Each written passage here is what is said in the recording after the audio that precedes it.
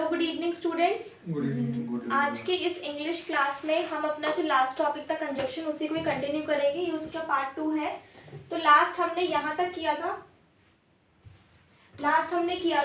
Provided तक। Provided, providing. Provide का मतलब ऐसे प्रोवाइड कराना होता है, लेकिन यहाँ पर है शर्त ये है कि, तो ये यहाँ तक कर चुके हैं। अगर आपने ये नहीं देखा है तो लास्ट पार्ट में देख सकते हो। अभी WH फैमिली स्टार्ट करते हैं। अब WH फैमिली यानी ये सारे words, what, where, whom, who, which, when, how, whose, of which, with whom, for whose।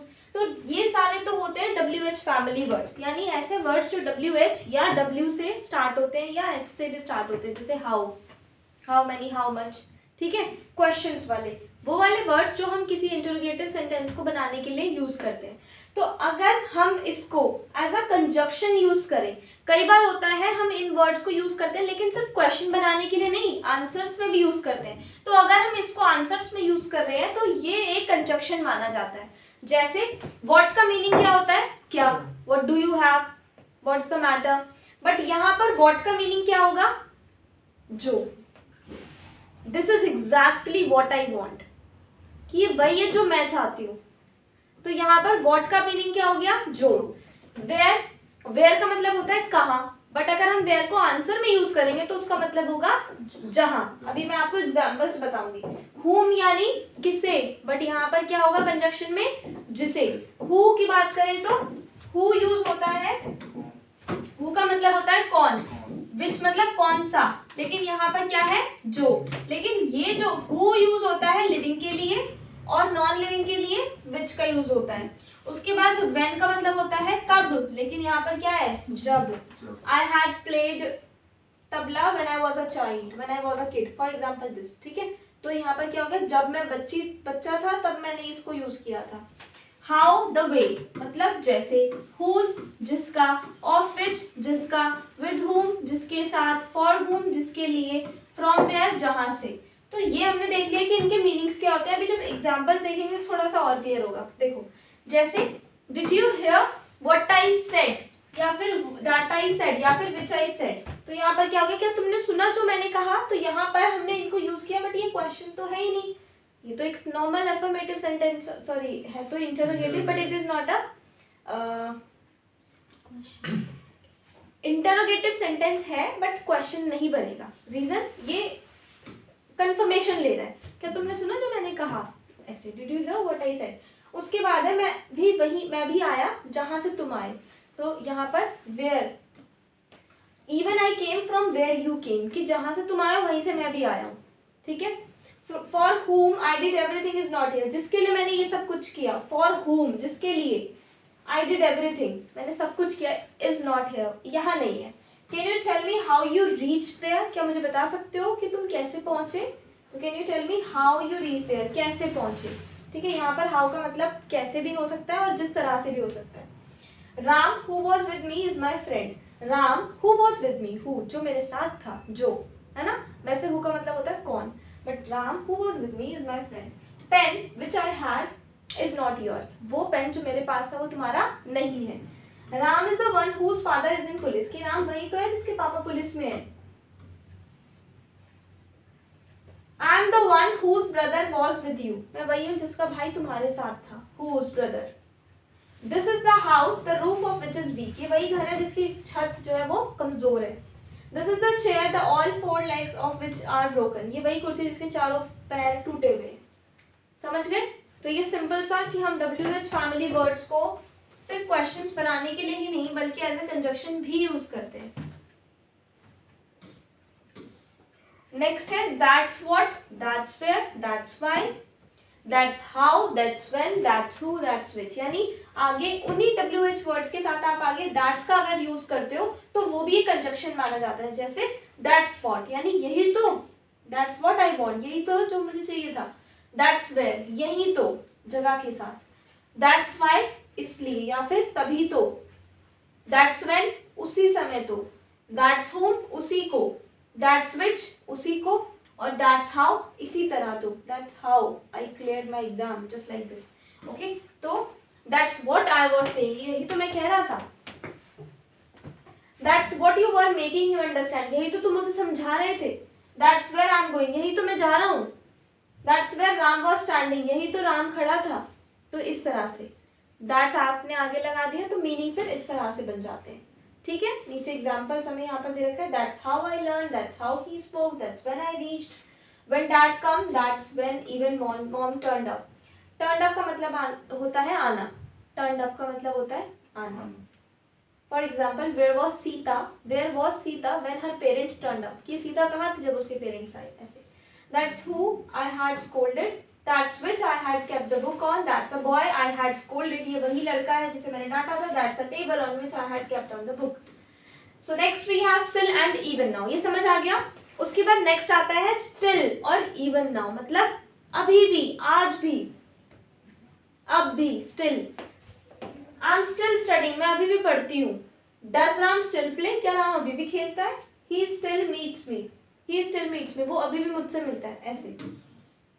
ठीक है, स्टिल और इवन नाउ, तो इवन नाउ भी लगा सकते हैं, लेकिन एक रूल क्या है कि स्टिल को आपने हेल्पिंग वर्ब के बाद लगा दिया और इवन नाउ को हमेशा एंड में यूज करते हैं, कि I am studying even now, मैं अभी भी पढ़ रही हूँ।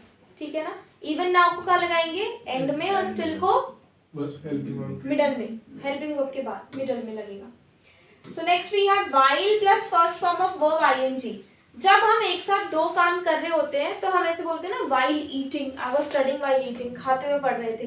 तो I am studying while walking, चलते हुए पढ़ रहा हूँ, I am studying while walking. यहाँ पर हमें व्हाइल को, व्हाइल के बाद मतलब आईएनजी लगेगा, व्हाइल के बाद जो हम वर्ब यूज कर रहे हैं उसके साथ आईएनजी लगेगा।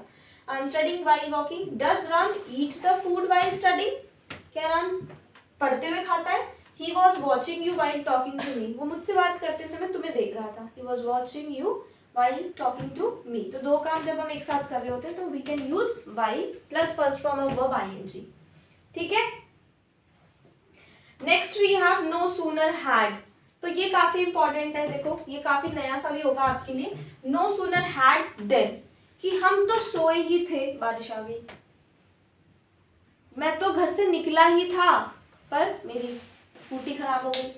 ठीक है, इस तरह से ये एग्जाम्पल आप इसमें यूज कर सकते हो। मैं पहुंचा ही था कि वो आ गए। राम को मैंने फोन किया ही था कि उसका मैसेज आ गया। हम स्टेशन पहुंचे ही थे कि ट्रेन चल दी। हम सोए ही थे कि बारिश आ गई। So no sooner had, start with the no sooner had I reached, मैं पहुंचा ही था। No sooner had I reached then they came, वो आ गए। ठीक है, no sooner had I called Ram then he messaged me. No sooner had we reached the station then the train left. No sooner had we slept then it started raining। तो no sooner had, फिर क्या हुआ था, फिर आगे then लगाना है, फिर क्या हुआ था, समझ गए। तो ये होता है no sooner had plus then। उसके बाद नेक्स्ट आता है as yet, yet till now, by now, so far। as yet, yet till now, by now, so far यानी अभी तक, आज तक। लेकिन हम इसको यूज कहाँ करते हैं, प्रेजेंट परफेक्ट टेंस में यूज होगा। येट और एज येट का main use present perfect tense में ही होता है। किसका, एज येट और येट का, ये जो दो है ना शुरू के, इनको अपने प्रेजेंट परफेक्ट में यूज करना है। अगर सेंटेंस प्रेजेंट परफेक्ट में नहीं है तो फिर आप बाकी तीन, till now, by now, so far use कर सकते हैं। So I haven't seen her yet, कि मैंने उसे अभी तक नहीं देखा है। What's the score till now, अभी तक क्या स्कोर है। बाय नाउ, सो फार, एक ही बात है, कोई भी लगा लो, वैसा कोई रूल नहीं है। ठीक है, उसके बाद है जब तक, till, till the time, by the time, as long as. इनका मतलब होता है जब तक, जब तक मैं नहीं आता तुम मत जाना। Till the time, by the time, till I don't come, you don't go.